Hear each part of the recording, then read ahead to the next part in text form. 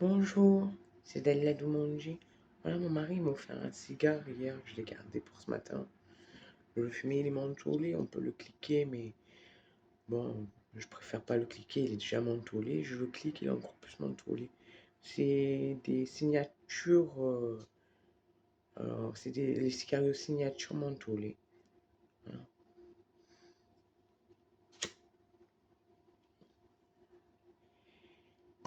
Et ouais, j'en fumais tous les jours, j'ai arrêté et j'en fume un de temps en temps quand il m'en offre un. Voilà. Et hier, j'ai eu mon injection de 4 ampoules. Voilà. Mon mari, il n'arrête pas de dormir avec. On a exactement le même traitement. Il fait que dormir. Et moi, j'avais plus, mais il a parlé à mon psychiatre. Il m'a enlevé des médicaments. Et franchement, je revis tellement j'ai souffert avec. C'était dur à supporter parce que j'avais l'injection et les cachets. Et franchement, c'était très très dur, quoi. Il me disait que la nuit, je faisais du somnambulisme, que j'étais en train de cuisiner, ou bien que alors que j'étais endormie avec une là, ça me le fait plus depuis que j'ai que l'injection. Et oui, voilà. Somnambulisme comme ça, c'est dur, hein. Quand il m'a dit ça, j'étais étonnée parce que j'en ai aucun souvenir. Ma foi. Et il m'a dit que avec l'injection, lui, il veut faire les choses, mais il n'arrive pas. Ça semble infaisable à ses yeux, tellement ça sédate, ça assomme, ça.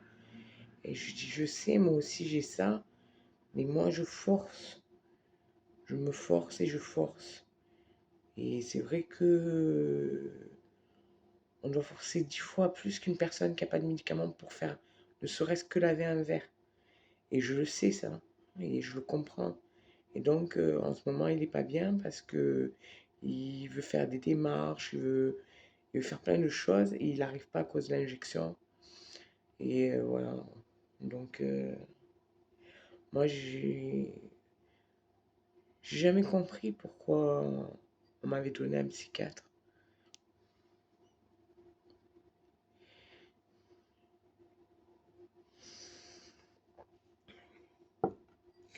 J'ai eu un psychiatre, mais c'est vrai que j'ai eu de gros problèmes dans le passé et ça a été dur à surmonter. J'ai eu de très gros problèmes quand j'étais au lycée. Et tout de suite après, quelques temps après, j'ai eu un psychiatre. J'ai été hospitalisé. Et franchement, mon psychiatre m'a dit, vous avez rien. D'ici 2 ans, vous n'aurez plus de médicaments, vous n'aurez plus rien. Et malheureusement, ce médecin, il est parti. C'était mon premier médecin. Il est parti au Canada. Et voilà, maintenant, je me retrouve avec les traitements, les hospitalisations. Voilà. Je vivais chez mes parents quand le médecin généraliste de famille m'a dit, il a dit à ma mère qu'il fallait que je sois interné. Pourtant, je n'ai rien dit de spécial, hein. J'avais tellement eu de problèmes que j'ai dit quand il y a des problèmes, il y en a d'autres qui apparaissent et pour ça il m'a hospitalisé alors que franchement c'était tout à fait logique. J'ai fait une sorte d'hyperbole là, pour dire ça, je vois pas ce que j'ai dit de mal. Pourtant il m'a hospitalisé. Ma foi. Mon mari me dit pourquoi t'as un psychiatre, je comprends pas. Pourquoi t'as tout ça de traitement, j'arrive pas à comprendre. Et je dis moi je sais pas, moi. Et je sais pas. Ça m'est. Il me trouve même pas de maladie, hein. Moi, je sais pas du tout. Il me dit il y a des bruits qui courent dans le couloir, que peut-être vous êtes ci ou peut-être que vous êtes ça. Il me dit ça. Ah, non, enfin. Moi, je me sens pas du tout malade, hein. C'est vrai qu'avec les traitements, ça abîme le physique, ça abîme même le mental, ça l'abîme. On a du mal à, on a du mal à réfléchir, on a du mal à faire les choses, on a du mal à être autonome, quoi. Et mon mari me dit, je veux pas perdre mon autonomie. Et c'est vrai qu'il a perdu, je lui fais tout. Je lui fais son café au lait, c'est moi qui lui fais les cigarettes, c'est moi qui lui choisis ses vêtements, je lave ses vêtements, je fais à manger, je fais les courses, euh, un verre d'eau, même le verre d'eau, je lui emmène. Son téléphone, c'est moi qui le mets à charger. Euh, c'est moi qui. Les chaussures, c'est moi qui vais lui acheter en ville. Il me donne l'argent, je vais lui acheter en ville. Qu'est-ce qu'il y a aussi? Hein. Là, il me dit j'ai faim, j'emmène à manger dans la chambre parce que il a une hernie discale, il peut pas presque pas s'asseoir, il est toujours allongé. J'ai faim, je lui prépare, je lui emmène à manger. La dernière fois, ça a été bizarre parce que il s'est réveillé, il m'a demandé des pommes de terre. Alors j'ai pris des pommes de... J'ai bouilli des pommes de terre et je lui ai dit maintenant, il m'a dit bon, mais de toute façon, j'ai sommeil, je vais aller dormir. Je lui ai fait ses pommes de terre bouillies et il voulait. Et voilà, je les ai mis de côté dès qu'il s'est réveillé. Moi, je crois qu'il est rêvé éveillé, mais non, il m'a demandé ça, je lui ai fait. Et, ma foi, hein, je sais pas, il arrive à rien faire. Des fois, je lui donne la douche, et pourtant, on a le même traitement. On a le même traitement. Peut-être que moi, j'ai plus de volonté que lui, hein, je sais pas. Voilà, donc c'est vrai que c'est moi qui fais tout. En plus, on vit avec la majeure partie du temps avec mon argent. Euh, Lui, il a des problèmes parce qu'on lui a volé son portefeuille, donc ou il l'a perdu, je sais pas. Il a plus de carte de retrait depuis plusieurs mois. Et donc, lui, il est sous tutelle. Sa tutrice, elle lui emmène de l'argent en début de mois. Et là, elle n'a pas fait, elle est en congé maladie. On est 3 octobre, il aurait dû toucher son argent, il n'a toujours pas. Donc, ma foi, je sais pas. Hmm. Normalement, quand on est sur curatelle ou tutelle, l'argent qu'on touche, ils appellent ça l'argent de poche. C'est personnel. Par exemple, si on fait des courses, c'est nos courses à nous. Il n'y a personne qui peut les toucher. Moi, je ne fais pas ça. Je fais les courses pour lui, pour mon chat, Athéna, pour ma chatte Athéna, pour moi. Et voilà, c'est vrai que... Et moi, je sais que je me fais engueuler par mes curateurs qui me disent, c'est votre argent et c'est à vous. Vous n'avez rien à lui acheter à lui. Et en ce moment, j'ai des problèmes avec ma curatrice parce que elle me dit, je veux vous baisser l'argent de la semaine parce que vous avez de grosses factures. Moi, j'ai dit, ouais, mais c'est pas juste il y ait que moi qui paye les factures. Faut que vous voyez sa tutrice pour qu'on partage les factures et là, vous n'aurez pas à me baisser l'argent de la semaine. Elle m'a dit, ben, écoutez, si vous voulez pas baisser l'argent de la semaine, tous les budgets qui ont été prévus, vous les aurez pas. Par exemple, j'ai un budget vêtements pour m'acheter des vêtements. J'ai un budget pour la maison, que ce soit pour les draps, les couvertures ou quoi. J'ai le budget anniversaire. J'ai le budget fête comme Noël, Pâques, même la Saint-Valentin. Et là, elle veut plus rien me donner. Comme là, ce mois-ci, j'aurais dû avoir l'argent pour m'habiller. Et elle veut pas me le donner. Elle m'a dit, vous touchez votre argent la semaine. Vous me demandez rien. Donc moi, je vais aller en jugement et je vais enlever ma curatrice parce que là, elle est allée un peu loin. Voilà. Donc, il faut que je fasse mes démarches. Il faut que je leur dise que je veux plus de curatelle. Voilà. Franchement, je suis une femme mariée. J'ai 2 enfants. Et elle croit que...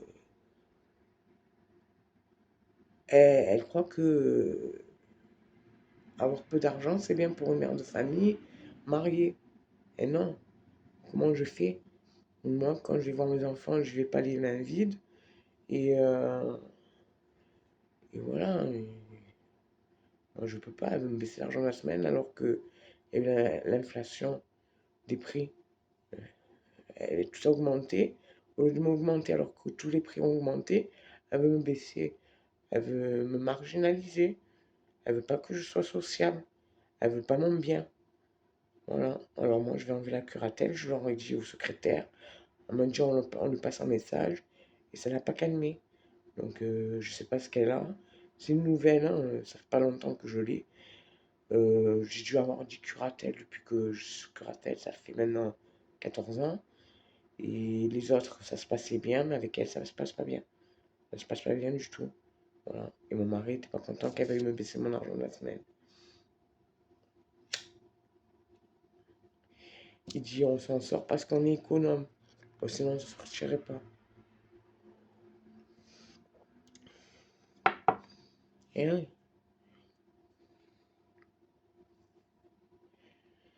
moi, moi j'achète mon tabac, je fais mes courses. Et dans les courses, il y a les produits ménagers, les produits d'hygiène, les produits alimentaires. Et il ne faut pas parler d'argent, il ne faut pas parler d'argent. Et le monde y tourne comme ça avec l'argent. Et oui, je vais faire quoi? Je vais faire la manche. Moi, j'aime pas ça, moi. Je l'ai jamais fait, c'est pas maintenant que je vais commencer, hein. Et tous on les voit qui sont sous cartel, ils font la manche, peu cher. Ils sont SDF, ils font la manche. Et oui, et moi je veux garder mon autonomie, je veux un équilibre mental, je veux un équilibre même physique, je veux un équilibre, je veux avoir une vie équilibrée, être autonome. Moi j'ai 2 enfants, j'ai pas envie qu'ils pensent que ils ont une mère gaga, parce que je suis pas gaga, franchement. Et voilà, quoi. Mais moi, j'aimerais pas que mes enfants aient une mère qui n'ait pas de logis, qui soit à la rue, qui fasse la manche. Moi, j'aimerais pas que mes enfants aient ça. C'est pour ça que moi, quand on me demande dehors, t'as pas ci, t'as pas ça, j'évite d'en donner parce qu'après, moi, j'en ai plus. Et je préfère donner à mes enfants. Si on me demande 1 euro, 2 euros, je préfère donner 10 euros à mes enfants que donner 10 euros distribués dans la rue parce qu'on m'a demandé.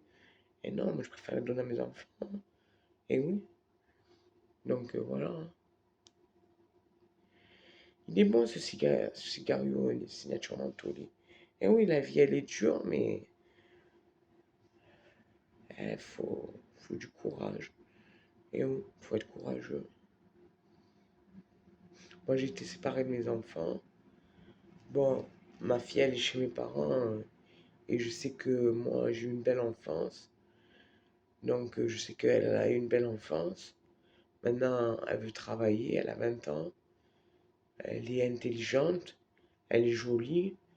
Et j'espère qu'elle va réussir dans la vie, mais bon, femme, maman, après, elle a quelqu'un, après, elle a des enfants, après, donc, je sais pas trop si elle va pouvoir travailler toute sa vie comme elle le veut, si un jour elle a des enfants et tout, je sais pas. Parce que je sais pas comment on fait pour travailler, avoir des enfants à la maison, à moins que ce soit le mari, ou le concubin, ou le compagnon qui reste à la maison et qui le garde, je vois pas.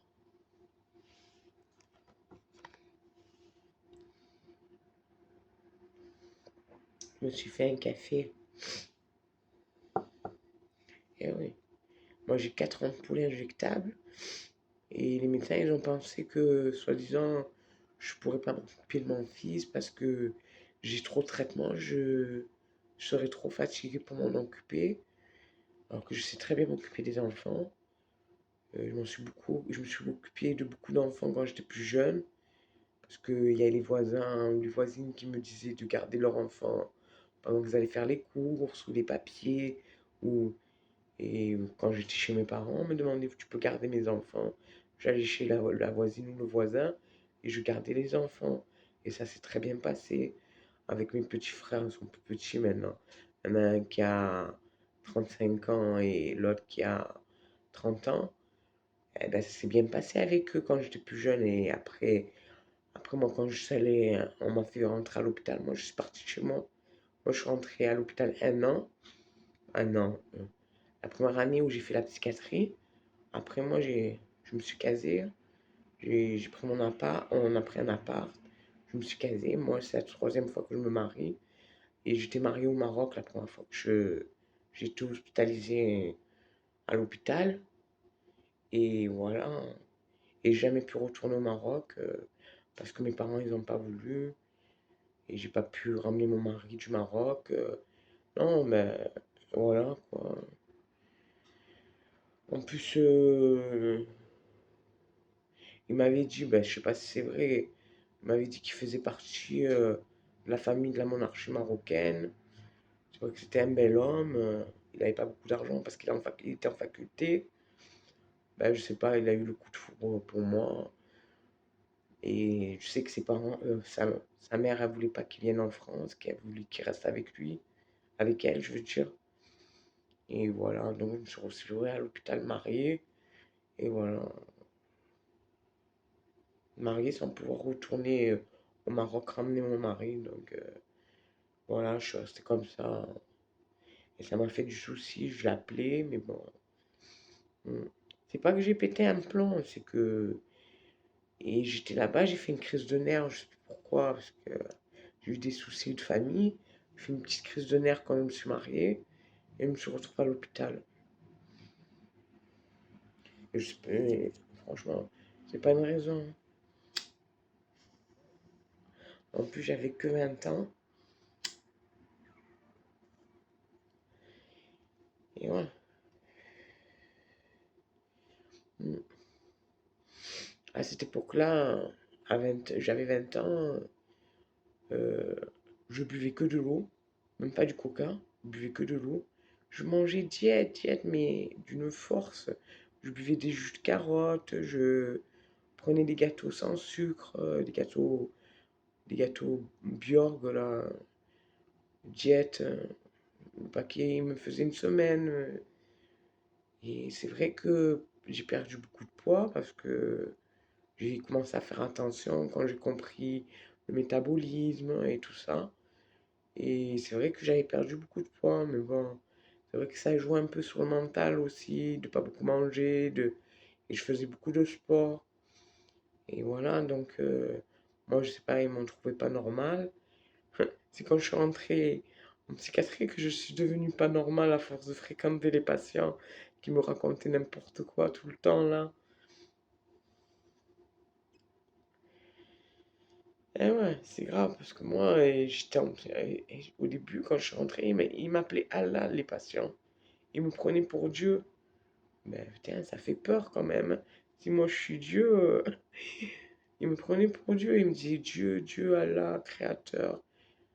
Ah ouais, ils étaient gravement malades, hein. Je sais pas pourquoi ils me prenaient pour Dieu. Ils m'appelaient Dieu, Dieu. Je sais pas si c'est parce que c'est vrai que quand j'étais à l'hôpital, ça m'occupait. C'est vrai, par exemple, il y avait des trisomiques, je leur donnais leur toilette, je triais leur linge, je leur pliais leur linge. Les patients, je leur rangeais leur chambre. Parce que franchement, là, c'est pas que c'est pas propre, mais tu déranges ta chambre, c'est à toi de la faire. Ils n'arrivaient pas, donc je rangeais leur chambre. Et une fois, il y a un monsieur, moi je connaissais pas ça. Il m'a offert une machine à tuber.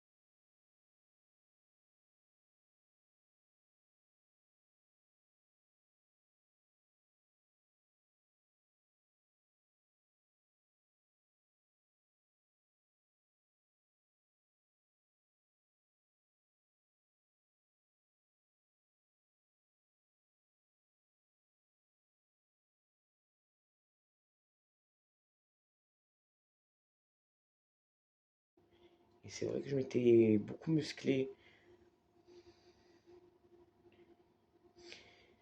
Voilà. Ou sinon, voilà, quand j'avais des jus mon père, on allait faire les courses, j'achetais des M&M's, des Mars, des Bounty, des Kinder et tout. Ils étaient dans mon placard, mais franchement, j'en mangeais même pas, je donnais aux patients. Ma mère, elle me ramenait des pizzas, des gâteaux, des... Non, les patients, ils tapaient dans ma chambre, ils me demandaient, t'as pas quelque chose à manger ou à boire?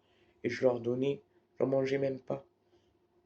Je sais que j'achetais un paquet de gâteaux, mais bon, il y en a qui abusaient, ils venaient toutes les 5 minutes me redemander un gâteau. Ah ben, il y en a une, à un moment, je veux pas qu'il gâteau, toutes les 5 minutes, elle venait me demander.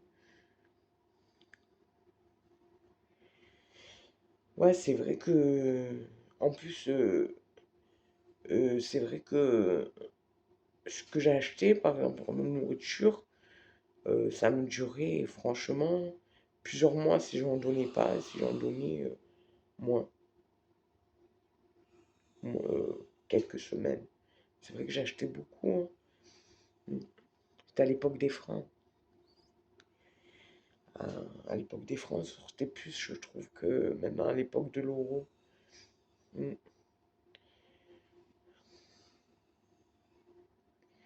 Je trouve qu'on vivait bien sous le règne de Mitterrand. Je sais que quand il y avait Mitterrand au pouvoir, je manquais de rien. Mais c'est vrai, ouais, franchement, et je sais pas pourquoi. J'étais petite, j'avais toujours beaucoup d'argent.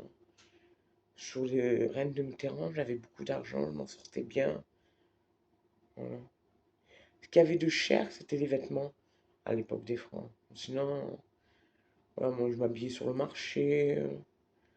Et ma mère, elle aimait bien mes vêtements, alors elle les mettait, je lui prêtais. Voilà.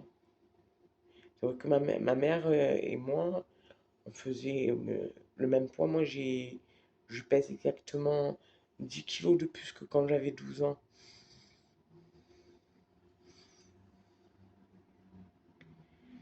Ouais, je lui prêtais mes vêtements, ça me dérangeait pas. Je les achetais au marché de la Seine. Ouais, je trouvais des beaux pulls à 100 francs les trois. À l'époque, c'est drôle, hein, 100 francs. Ça fait 15 euros. Et 15 euros, ça semble rien du tout comparé quand on avait 100 francs, tout ce qu'on pouvait faire. Là, même 5 francs, la pièce de 5 francs, on pouvait acheter plein de trucs avec. Maintenant, c'est trop cher. La France, c'est le pays le plus cher d'Europe. Moi, j'étais pas trop pour l'Europe en plus, hein, franchement. Il vaut mieux la France, l'Italie, l'Espagne, chacun, le pays reste unique.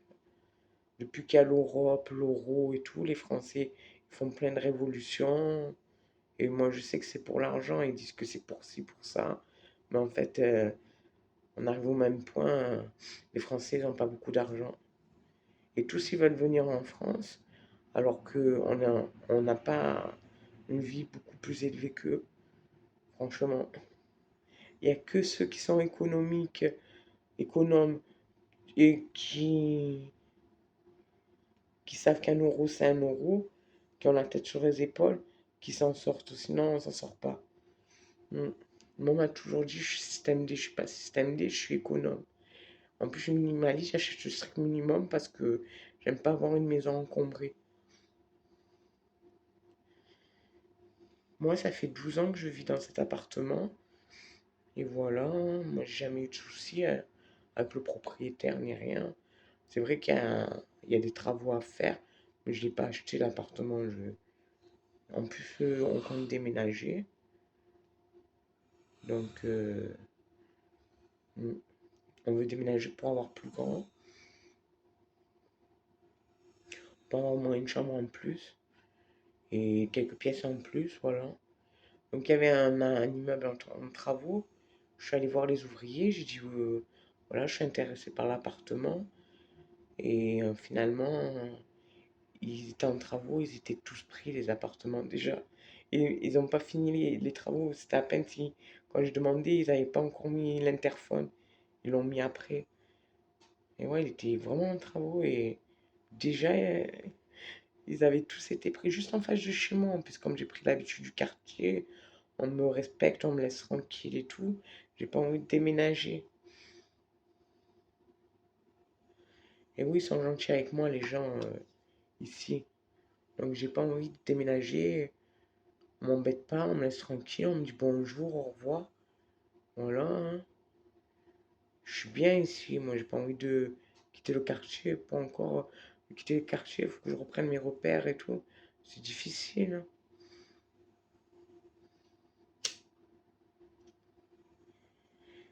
En plus, mon mari, il veut pas vivre en HLM. Il veut vivre. Bon, on est dans une propriété privée. Il veut pas vivre en HLM. Donc, il me dit non, en HLM, c'est trop compliqué. Il n'aime pas. Il n'a jamais vécu en HLM, lui. Moi, oui. Quand j'étais petite. Je faisais du sport avec les voisins et je jouais à la poupée avec les voisines. Je faisais de la corde et de l'élastique. En plus, je me suis bousillé les genoux à force de faire de la corde. Et il m'a pris une boîte de kétoprophène. Mon mari, je ne connaissais pas. C'est vrai que je l'ai pris. Au bout de 2 jours, j'avais plus mal. J'ai encore un peu mal, mais ça va, quoi. Au bout de 2 jours, j'avais plus mal, mais j'ai eu mal, hein.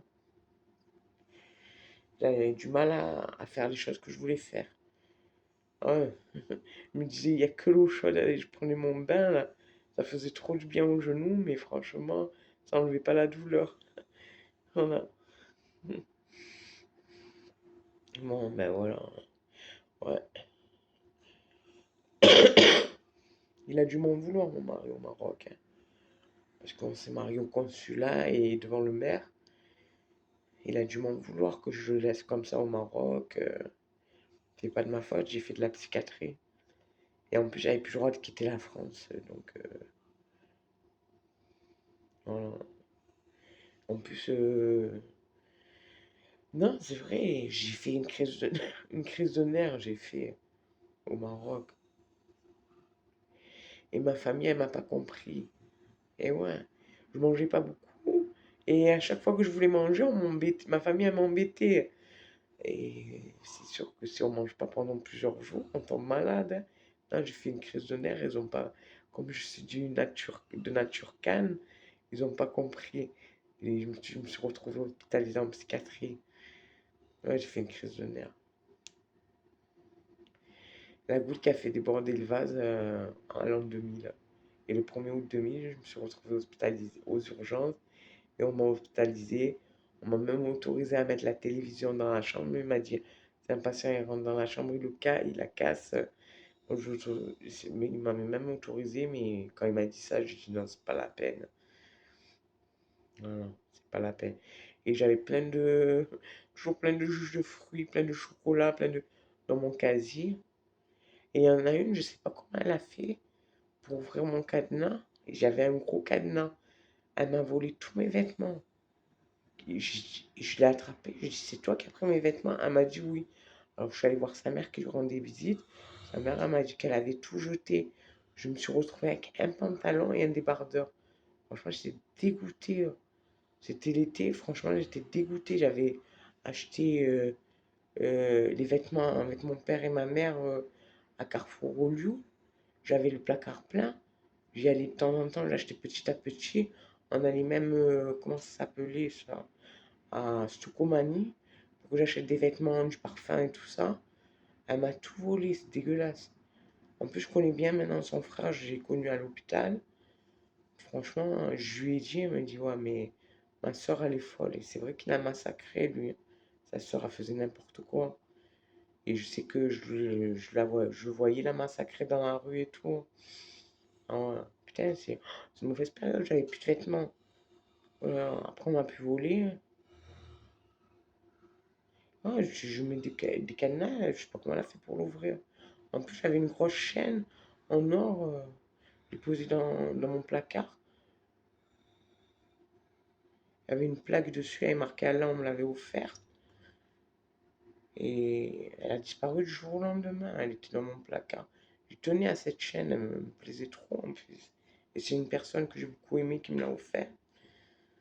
Et franchement, j'ai pas compris comment elle a fait pour ouvrir le cadenas. Alors après, je me suis mis à acheter des cadenas à code. Et là, plus personne ne pouvait l'ouvrir. Hmm, voilà. Je sais pas, mais chambre psychiatrique me dit, quand je, quand je vais rendre visite au psychiatre, il me dit, Dalila, rentre à l'hôpital, tu mets l'ambiance, il me faut les infirmiers. Où je mets l'ambiance? Putain, j'ai pas envie- comme il dit Jean Reno dans Les Visiteurs, j'ai pas envie d'aller chez Foldengo pour mettre l'ambiance, hein. Les Foldengo. Ma foi, me fait rire, mais l'ambiance. Et les patients, ils me disent, putain, quand il n'y a pas Dalila, on n'a pas à manger, on n'a rien. Et ouais, c'est vrai qu'ils tapent beaucoup à ma porte pour me demander des gâteaux ou à boire, hein. Ah ouais. Ah ouais. Et ouais, le fait que j'ai un psychiatre, les gens, ils doivent croire que ça y est, un psychiatre, elle est folle, pas tranquille dans sa tête et tout. Mais en fait, non, je suis tranquille dans ma tête, hein, comme ils disaient jeunes. C'est vrai que une façon de parler assez jeune, hein, pourtant j'ai 45 ans, mais franchement, même moi, je me le dis, je dis, pour avoir un langage châtié quand même, je sais pas quoi. Mais j'ai jamais aimé avoir un langage bon chic, bon genre. Et c'est pour ça que en fait, je parle comme ça, quoi. Mais c'est vrai que j'écris pas comme je parle. Comme j'ai fait de la littérature et que la littérature à la faculté, c'est savoir pourquoi il a utilisé ce mot et pas un autre, pourquoi il a mis un point et pas une virgule, euh, pourquoi il a écrit cette phrase et pas une autre. Tu diagnostiques le mot, la ponctuation. Et c'est vrai que quand j'écris, j'écris pas comme je parle. À l'école, ils croyaient que je copiais les livres, les profs. Mais non, je copiais pas les livres, mais c'est vrai que j'en lisais beaucoup. Moi, au lieu d'aller manger à la cantine ou rentrer chez ma mère, manger à midi, c'est vrai que je le faisais. Des fois, je restais entre midi et deux et je lisais, je faisais mes devoirs à la bibliothèque. C'est vrai qu'en plus, j'allais euh, au cours de soutien et tout pour qu'il m'aide à faire mes devoirs, mais il trouvait ça très difficile, le prof qui avait là-bas.